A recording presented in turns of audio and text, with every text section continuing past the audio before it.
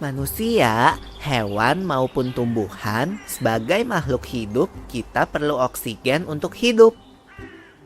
Waktu bernafas, kita mempunyai organ-organ yang bekerja sama dan membentuk sistem organ yang bekerja mengatur oksigen yang ada di lingkungan hidup sampai pada setiap sel yang kita butuhkan. Oksigen ini tidak tersedia di dalam tubuh makhluk hidup. Kita mendapatkan oksigen dari lingkungan sekitar kita. Bernafas artinya kegiatan menghirup atau memasukkan oksigen dari lingkungan hidup dan mengeluarkan karbon dioksida dan uap air melalui alat pernafasan kita. Kali ini kita akan mempelajari lebih lanjut tentang organ-organ pernafasan manusia.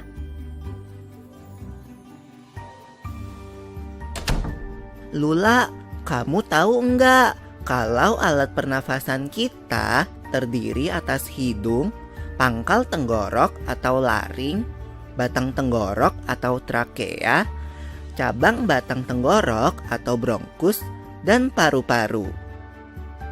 Iya, Pipo. Melalui lubang hidung, udara mendapatkan jalan keluar dan masuk ke dalam tubuh kita. Tapi, selain itu, udara juga dapat keluar masuk melalui mulut loh. Namun, jika kita bernafas menggunakan hidung, akan lebih baik loh, Pipo. Karena terdapat lendir dan rambut-rambut halus.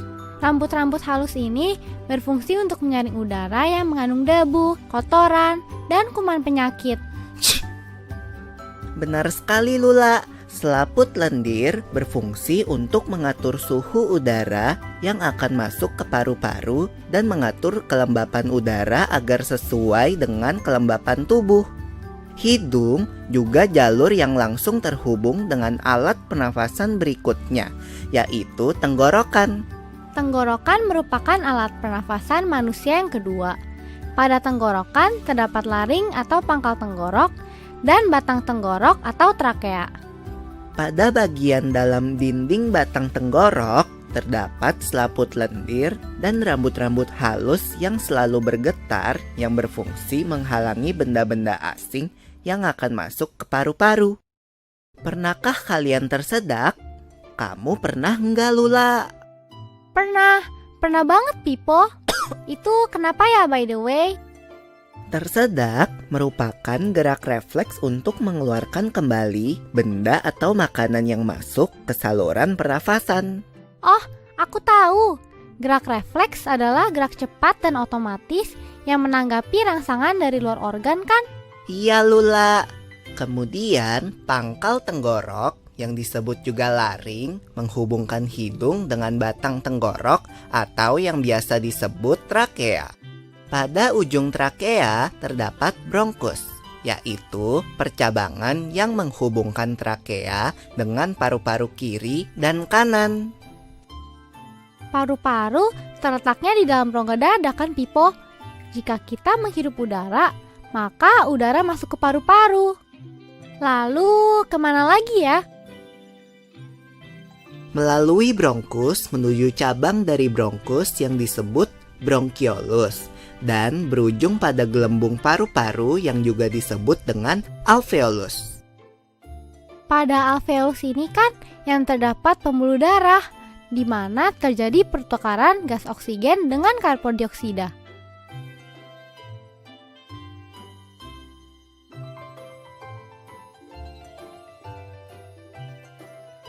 Well, Pipo, tahu gak kalau sistem pernafasan kita terdiri dari dua, kan? Yaitu sistem pernafasan dada yang umum kita lakukan dan juga sistem pernafasan perut. Jelasin dong, Pipo, apa sih perbedaan detailnya?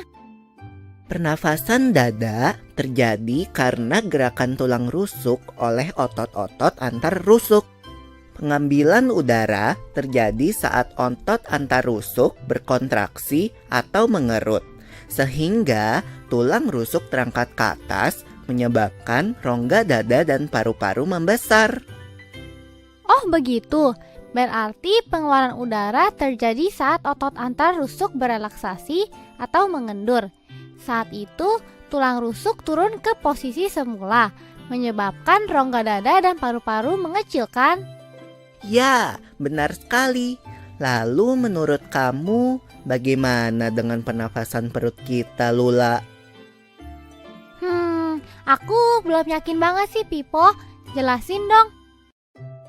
Pernafasan perut terjadi karena gerakan otot diafragma, yaitu sekat yang membatasi antara rongga dada dan rongga perut. Pengambilan udara terjadi saat otot diafragma berkontraksi. Posisi diafragma mendatar menyebabkan rongga dada dan paru-paru membesar. Berarti pengeluaran udara terjadi saat otot diafragma berelaksasi. Posisi diafragma melengkung ke atas, lalu menyebabkan rongga dada dan paru-paru mengecil. You're right, Lula. Lalu, gimana kalau kita sesak nafas karena banyak asap? Itu akan kita bahas lagi dalam video selanjutnya. Di pelajaran yang lalu kan kita belajar tentang alat pernafasan manusia tuh. Gimana dengan alat pernafasan hewan? Sudah pada tahu belum? Hewan juga makhluk hidup yang bernapas dengan menghirup oksigen dan mengeluarkan karbon dioksida loh, Pipo. Iya, Lula. Tapi setiap hewan punya sistem pernafasan dan alat pernafasan yang berbeda dan unik dan disesuaikan dengan lingkungan hidupnya. Ayo kita bahas lebih lanjut keunikan dan perbedaan sistem pernafasan dari setiap jenis hewan. Kita mulai dengan pernafasan si Dogi, anjingku. Hihihi. Dogi masuk kepada golongan hewan mamalia. Mamalia adalah hewan yang menyusui anaknya.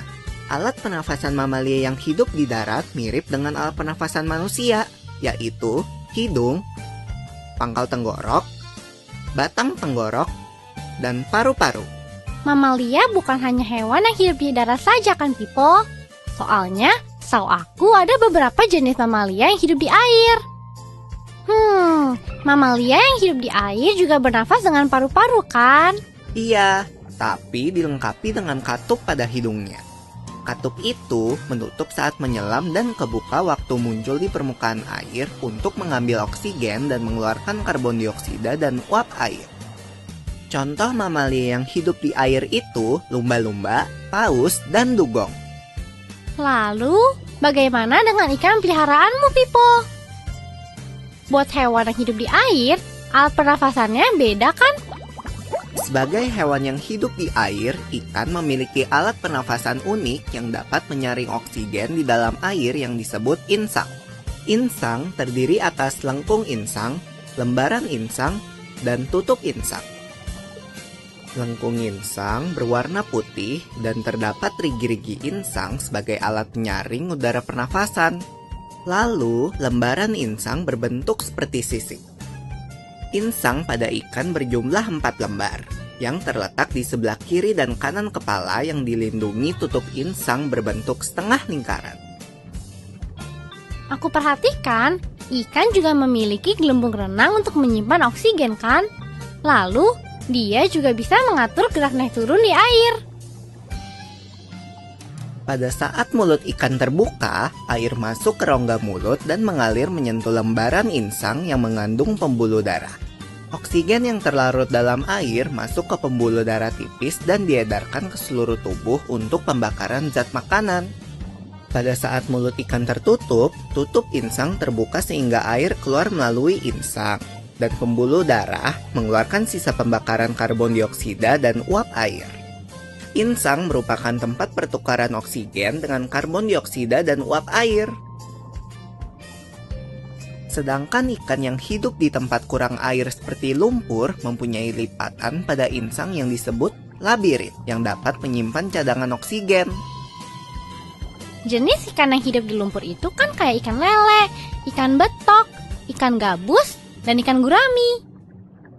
Kalau burung, pastinya beda dengan ikan. Setahu aku, alat pernafasan burung memiliki kesamaan dengan alat pernafasan mamalia. Hanya saja, burung memiliki suatu alat pernafasan unik yang membantunya saat terbang. Alat pernafasan burung terdiri atas hidung, batang tenggorok, paru-paru, dan pundi-pundi udara atau kantong udara. Pundi-pundi udara merupakan kantong kenyal dan tipis untuk menyimpan udara yang digunakan saat terbang. Selain itu, Alat pernafasan istimewa ini juga berfungsi untuk memperkeras suara saat berkicau, meringankan tubuh saat terbang, menyelubungi alat dalam tubuh untuk mencegah kedinginan, dan menjaga kestabilan suhu badan. Pernafasan pada burung ada 2 cara kan, Pipo? Yaitu pada saat sedang terbang dan pada saat tidak terbang. Pada saat burung nggak terbang atau istirahat, udara dihirup melalui hidung dan masuk ke paru-paru. Sehingga paru-paru mengembang dan terjadi pertukaran antara oksigen dan karbon dioksida. Lalu, paru-paru kembali mengempis dan mengeluarkan karbon dioksida melalui hidung. Betul sekali. Pada saat terbang, burung menyimpan udara di pundi-pundi udara yang berjumlah 5 pasang dan terletak pada pangkal leher, dada depan, dada belakang, perut, dan tulang lengan atas. Udara masuk melalui hidung dan menuju pundi-pundi udara saat burung tidak mengepakkan sayapnya. Dan udara keluar menuju paru-paru saat burung menurunkan sayapnya dan mengempiskan pundi-pundi udara. Wow! Kemudian, saat sayap terangkat, pundi-pundi udara akan mengembang kembali dan membawa karbon dioksida dari paru-paru. Dengan demikian, udara yang di pundi-pundi udara bertukar antara oksigen dan karbon dioksida. Keren! Nah, beda lagi dengan reptil. Hewan melata yang disebut reptil ini bernafasnya dengan paru-paru. Alat pernafasannya sama dengan alat pernafasan mamalia. Reptil ada yang hidup di darat dan air loh, Pipo. Reptil yang hidup di air memiliki lubang hidung yang dapat ditutup sewaktu menyelam. Seperti pada mamalia yang hidup di air, reptil yang hidup di air akan mempunyai kapasitas paru-paru yang besar dan dapat menahan nafas di bawah air untuk waktu yang lama saat sedang menyelam dan berenang. Berikutnya adalah Amfibi. Amfibi adalah hewan yang dapat hidup di darat dan di air. Contohnya, katak. katak mengalami metamorfosis loh, Pipo. Yaitu perubahan bentuk dari telur, berudu atau kecebong, sampai katak dewasa. Setelah menetas, berudu hidup di air dengan 3 pasang insang luar yang terletak di bagian belakang kepala. Insang luar ini berupa lembaran-lembaran kulit luar yang halus dan mengandung pembuluh darah kapiler. Setelah berusia 9 hari, berudu mulai bernafas dengan insang dalam yang lama-kelamaan mulai menyusut. Kemudian, paru-paru mulai berfungsi saat katak dewasa. Selain dengan paru-paru, katak dewasa dapat pula bernafas dengan kulit. Setelah amfibi, selanjutnya kita akan melihat alat pernafasan pada serangga nih, Pipo. Alat pernafasan serangga terdiri atas spirakel atau stigma dan trakea atau corong nafas. Spirakel merupakan lubang di sepanjang sisi tubuh serangga sebagai tempat keluar masuknya udara ke dalam tubuh atau untuk lubang pernafasan. Trakea itu kan pembuluh-pembuluh darah yang bercabang-cabang yang memenuhi seluruh bagian tubuh serangga, Pipo. Ya Lula, sedangkan pembuluh yang paling halus disebut trakeol. Peredaran udara ke seluruh tubuh dilakukan dengan bantuan otot yang bergerak memompa aktif disebut sistem trakea. Jenis binatang yang terakhir nih, lembek-lembek, bergerak, panjang, sering basah. Apakah itu? Cacing! Benar, cacing menyukai tempat lembab dan bernafas melalui permukaan kulit. Kulit cacing terjaga kelembapannya, sehingga selalu basah dan berlendir yang memudahkan penyerapan oksigen dari udara. Melalui pembuluh darah di permukaan kulit yang tipis, oksigen diikat oleh darah dan diedarkan ke seluruh tubuh. Zat sisa pembakaran yang berupa karbon dioksida dan uap air dikeluarkan dari tubuh melalui permukaan kulit. Darah cacing mampu mengikat oksigen karena mengandung hemoglobin. Nah, ayo kita ulangi bersama-sama apa yang tadi kita sudah pelajari. Jadi nih ya, mamalia atau hewan yang menyusui anaknya bernafas dengan paru-paru. Termasuk mamalia yang hidup di air seperti paus, lumba-lumba, dan dugong. Mamalia air dilengkapi dengan hidung yang memiliki katup yang menutup saat mereka sedang menyelam di bawah air. Sedangkan ikan bernafasnya dengan insang. Kalau burung, alat pernafasannya terdiri atas hidung, batang tenggorok, paru-paru, dan satu alat pernafasan istimewa yang membantu burung saat terbang yang disebut dengan pundi-pundi udara. Lalu, hewan melata atau reptil bernafas dengan paru-paru. Pada saat masih berudu, katak akan bernafas dengan insang dan bernafas dengan paru-paru dan kulit saat telah menjadi dewasa. Serangga memiliki spirakel dan trakea sebagai alat pernafasan. Dan yang terakhir, sang cacing yang bernafas melalui permukaan kulit.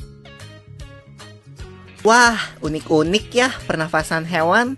Jumpa lagi di pembahasan menarik lainnya ya.